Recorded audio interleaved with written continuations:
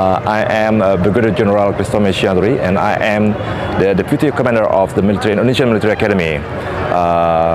Right now, I am the head of the contingent of the Indonesian Patriot Contingent, who will participate in Republic Day of India 2025. It is a truly honor, and I would like to convey my sincere gratitude for the Indian government for this rare opportunity for us, and especially for all the cadets. This is the first time experience for them, and will be I think it's a one chance in their entire life. So this is a truly honor for us to have a chance to be the participation in this event like this. Will have a mutual understanding between two countries, between two different armies, and especially person-to-person relationship, and it is will enhance the cooperation in the future, and for the sake of the regional and global security, I think.